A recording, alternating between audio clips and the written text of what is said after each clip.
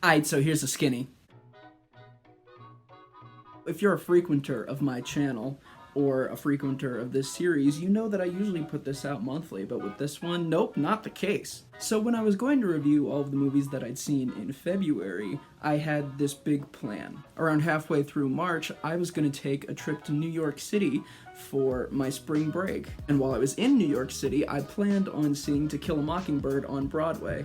After seeing that, I figured I'd review it and all the movies I'd seen that past month in front of the Empire State Building. You know, just take a few minutes to myself to do this thing that I figured would be really cool, because, you know, Aaron Sorkin is my favorite writer, and to see a play based on a book that I love so much would be really cool. And then the world decided to go bed. After all of that, I had all kinds of classes catch up with me while I was at school. Spring break came and went, and so I was sent home. Everybody was forced off of the school campus, and now here I am with 3 months of movies to catch up on. So, without further ado, on to the list. Starting with the movies I watched in February, I really don't have many complaints with any of them. I watched nothing but good movies this month. So, with that being said, Enemy. I'm putting this as the worst thing I saw this month, not because it was a bad movie, not by any stretch of the word. It was very good. I just don't think it has a lot of replay value. I never really think I'm gonna watch it again. But Jake Gyllenhaal gave a fantastic performance, and it was a very well shot and deep movie. I enjoyed it. Check it out. It's on Netflix, I believe, still, whatever. It Comes at Night was fantastic. I think it was a little longer than it needed to be, but it was just a nice case study of watching people go insane together. I don't want to say any more. It's better to go into it blind. Check this one out. Bicycle Thieves, a movie from the 40s. Of all the eras of filmmaking that we studied in my cinema history class, I find that Italian neorealism is very, very interesting. And even if you're not into foreign films, I would suggest checking this one out. It's a good gateway into seeing what kind of other movies are made in the world. It was very good. Sonic the Hedgehog was a lot better than anybody expected it to be. Now, I'm not gonna say it was downright fantastic, but I had a fun time with it, and I'll happily watch it again. Of all of those crappy cartoon adaptation movies where a cartoon character comes into a real world and wacky hijinks ensue, this is without a doubt the best of that oddly specific subgenre. I don't want to say a single thing about this movie. You should just watch it. It's extremely unique, and I'll leave it at that. Moneyball was really, really good. As I said at the beginning of this video, I planned on reviewing To Kill a Mockingbird when I went and saw it on Broadway. Well, with that, since it's an Aaron Sorkin play, I wanted to say that I had seen all of Aaron Sorkin's movies up to that point. So you'll notice I've seen 4, 5, maybe 6 other Aaron Sorkin movies within the past few months, so I'll also give a little rundown of what I think are my favorite ones by the end. But yeah, Moneyball was really, really good. All of the cast gave spectacular performances. The writing was fantastic, obviously. I don't really have a whole lot to say about it. I don't know. Like, it was very good in the moment. I can't think of a whole lot of thoughts on it now, but I'd love to watch it again. Very good. I watched The Hateful Eight alone on Valentine's Day. I hear that this movie doesn't have a whole lot of staying power with a lot of Tarantino fans, and I can't totally agree. I'll say it this much, I think I enjoyed it more than Inglourious Basterds. It was definitely a long one to sit through, but I enjoyed almost every minute of it. It had a great ending, and of Tarantino's insane repertoire, this may be probably his simplest film, and it just goes to show what a talent he is, that he can take a bunch of guys just sitting in a room talking to each other for 3 hours and turn it into something incredibly entertaining. Molly's Game was fantastic. I often hear when people talk about this movie that Aaron Sorkin's directing isn't all that much, and I can't totally agree. I mean, it's nothing insane, but of other movies nominated for Oscars that year, I'm surprised that this didn't make it into Best Directing. Now, do I think it would have won in that category? Maybe not. But it goes to show that Aaron Sorkin is a well-rounded creator in Hollywood. He portrays this unique story in such a cool way, and I can't wait to see what else he makes in the near future. But of all the movies I saw in February, without a doubt the best thing that I watched was the 1940s film Casablanca. This movie was incredible. We'd owned this movie for a long time, but I hadn't actually sat down and watched it, and when I did, man oh man. If a few references were updated, it was shot in color, and the aspect ratio changed, I could totally see this going as a modern movie. The dialogue was fantastic. Just little subtleties here and there. It was a beautiful, beautiful film, and I can't wait to watch it again. As for other things I watched this month outside of movies, I decided to go back to one of my old idols and watch everything made by Julian Smith. Julian Smith started as an early creator on YouTube, and he put out some serious film quality things. With all of his sketches and short videos, it just goes to show that a good filmmaker can come from anywhere. I definitely recommend checking out some of his stuff. You won't be disappointed. The only other thing I watched non-movie related in February was Season 6, Part 2 of BoJack Horseman, the finale. This is without a doubt one of my favorite cartoons, let alone TV shows to ever exist. And while there were a lot of strong things in this season, I really don't know if I'm satisfied with how it ended. And I get that part of that is the point of the entire show, but there were a lot of character threads and loose ends here and there that just didn't really get picked up. Now again, I get that that's the point with some things, but with other things, they just felt like they were dropped, and they had so much more potential. I don't really know what happened. That's not to say I hated it. I did enjoy it quite a bit, but I don't know. I'm just conflicted. Still recommend checking it out, though. Moving on to March. I really didn't watch a whole lot this month. I was pretty busy with spring break not happening and moving back home, but here we go. Breathless was awful. I don't see why it's a classic. I can see why it's important. That doesn't mean I enjoyed it. Next to Citizen Kane, Vertigo is considered the greatest movie ever made, and I don't know why. Don't take everything I say as gospel, obviously. I genuinely just don't understand, even of Alfred Hitchcock's movies, why this is the best one of all of them. I just found myself bored through a lot of it. It was extremely repetitive, and I get that the movie was supposed to make me uncomfortable, but I never really got that feeling of uneasiness or tension. I just felt tired. And I know not every movie is supposed to leave you feeling entertained and excited by the end, but by the end of this, I just felt like my time had been wasted. Rashomon was okay. Jackie was also okay. It was an extremely slow burn that I couldn't stay connected with for the entire time, but Natalie Portman's performance is incredible. She gave every ounce of her soul to this performance, and it's extremely obvious. She did a wonderful job. I don't know if I'm ever going to watch the movie again because it was so incredibly slow-paced, but I can't applaud her enough. Of all of Aaron Sorkin's movies, I'd read before that this one was his worst, so I went into it cautiously optimistic, and I came out finding it very enjoyable. I don't understand why this is his most maligned of all of his films. But yeah, it was really good. I wouldn't go out and buy the movie, I don't think. I think it was just a one and done for me, but that doesn't mean that I didn't enjoy it while I was watching it. Now, here comes an apparently controversial opinion that I really don't understand. Onward is possibly my favorite non-Toy Story Pixar movie. I don't understand why people think this is just mediocre or middle of the road or even bad. I don't get it. This movie was fantastic. There were maybe one or two jokes throughout the entire thing that didn't land for me, but other than that, there's not a single thing about this movie that I don't love. The world was gorgeous and so well recognized. The characters were fun, if cliché, but still enjoyable. The story was entertaining. The ending was... Like I said, there's not a single thing about this movie that I dislike. I enjoyed everything about it. I was lucky enough to see it in theaters before the world had to shut down, and I'm glad I did. If you haven't seen it, it's streaming on Disney+. I highly, highly, highly recommend it. Now, finally, the movies that I watched just this past month. Persona was certainly unique. That's all I have to say about that.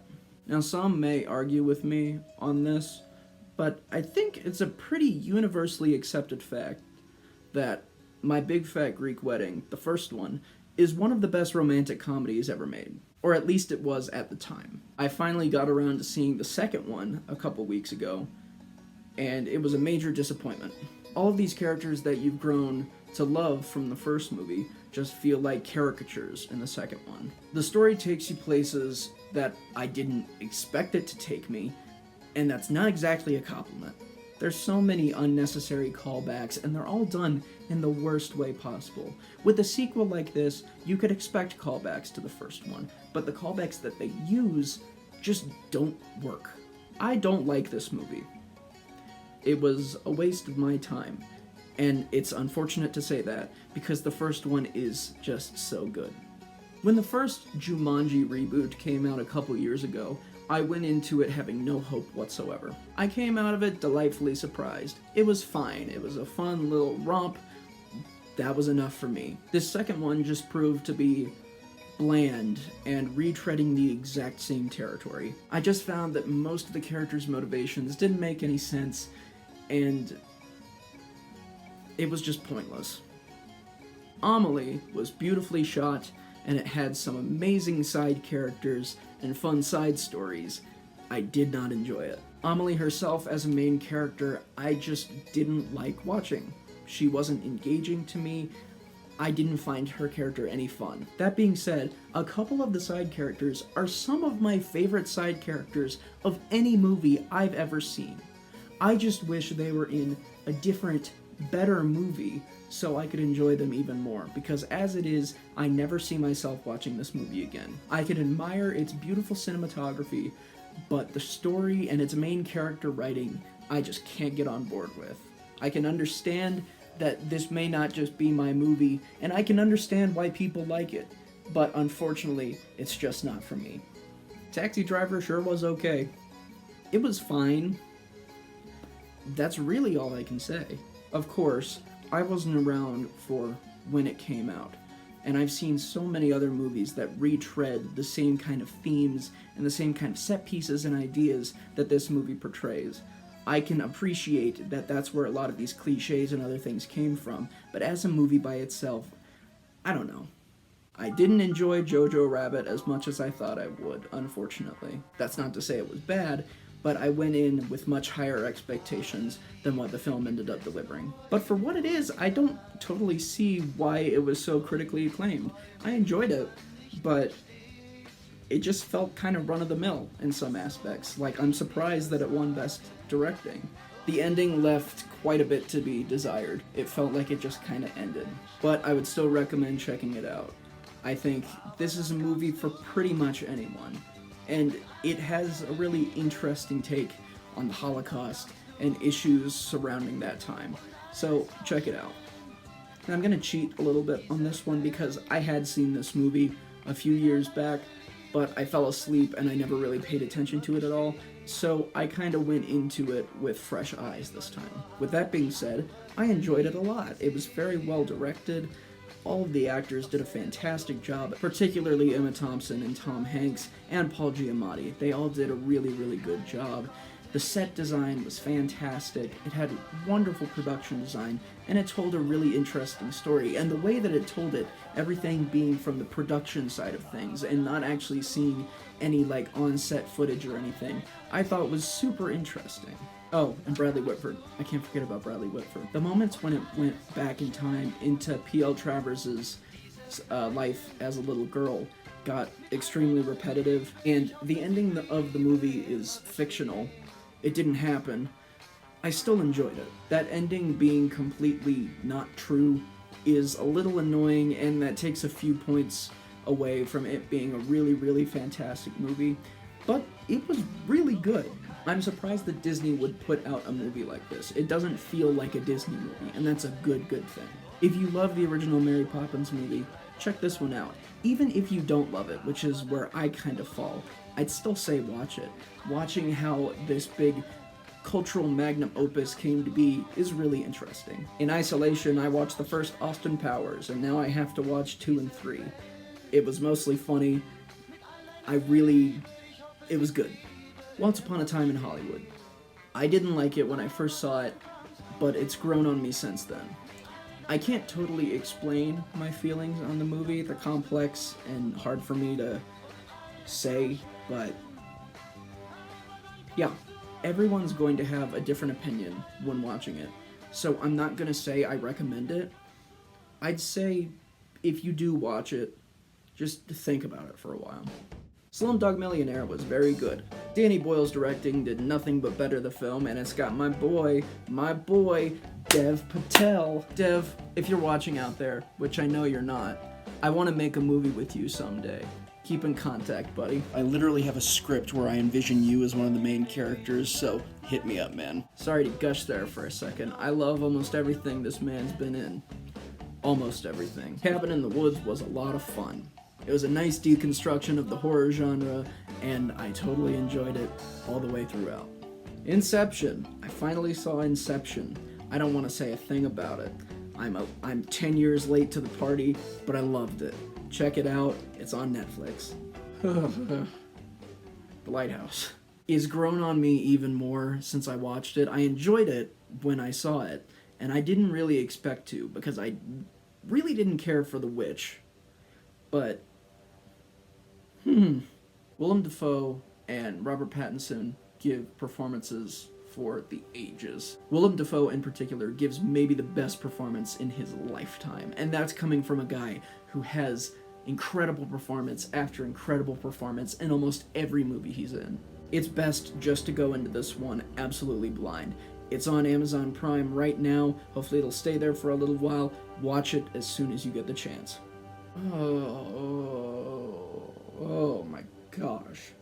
This movie is incredible. It has one of the most bleak outlooks on life ever, and it has one of the most gut-wrenching, horrible endings I've ever seen, and it's incredible. Dude, I can't explain anything with this movie. Just watch it. I can't. It's not for everybody. I will absolutely acknowledge that right now, but wow. As for my favorite thing I've seen this month, A Few Good Men. It was the final Aaron Sorkin movie that I had to watch, and it was the first thing he ever wrote. What a talent. I'm honestly stuck on where I should put this on my list of favorite to least favorite Aaron Sorkin movies, because it was just fantastic, dude. I loved every minute of it. This world just had such a great atmosphere, and there was this sense of tension throughout the entire thing that was so palpable. I loved it. I didn't expect to like this movie as much as I did, and it just blew me away. On top of it delivering one of the most iconic lines in cinema history, it's just a really thought-provoking and smart film that I recommend to absolutely anybody.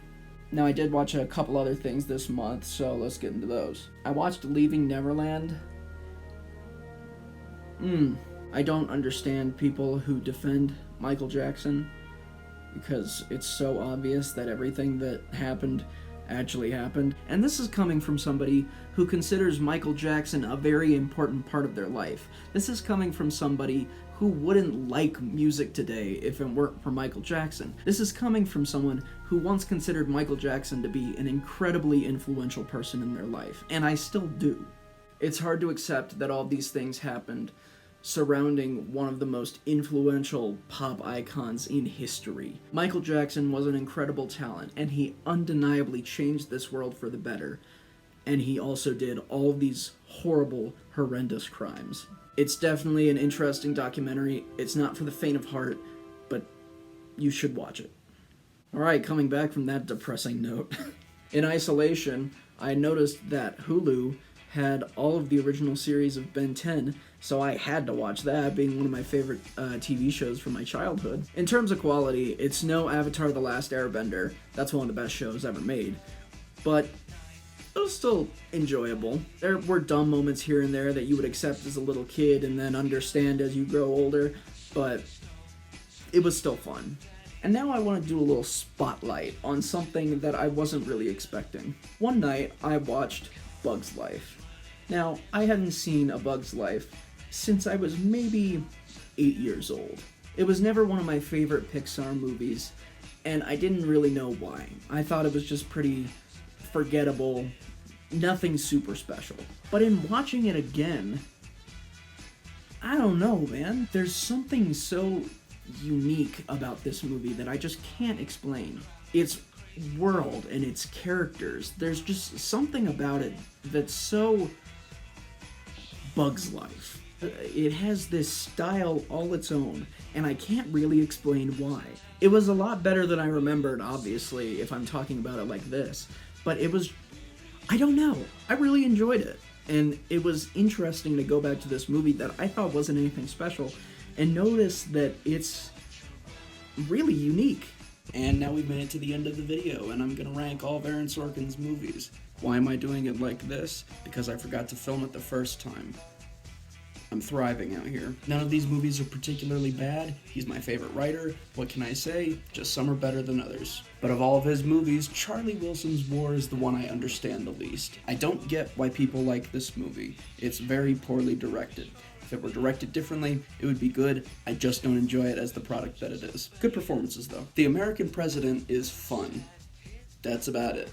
Malice is better than I expected. Moneyball is really, really good. Molly's Game is really, really good. And ranking the top 3 is a little tougher. I think I'm gonna put A Few Good Men at number 3 just because I haven't had as much time to marinate on it and think about it as much as my other 2 favorites of his. My second favorite being Steve Jobs, which not a whole lot of people agree on, I think. I think it's a really unique character study, and while it's not a great biopic, I enjoy it for what it is. And obviously, the best one, everyone's favorite one of his, The Social Network. Watch it if you haven't. Both it and Steve Jobs are available on Netflix right now, as well as all of The West Wing, Aaron Sorkin's best TV show. So, if you need something to do in quarantine, I definitely suggest checking them out. So thank you for sticking it out with me and waiting around 3 months for this video to come out. Now, since my school year will be done for me this time next week, I have a little idea. In front of me are 3 ideas for my next video. In the comments, if you feel so inclined, tell me which one you'd be more interested in. Since I'm back at home and we're all stuck inside, I will plan on making these videos monthly once again, and yeah, I guess that's it. Well, I hope you all have a good night, stay safe, try not to get sick, do whatever you can, hang in there.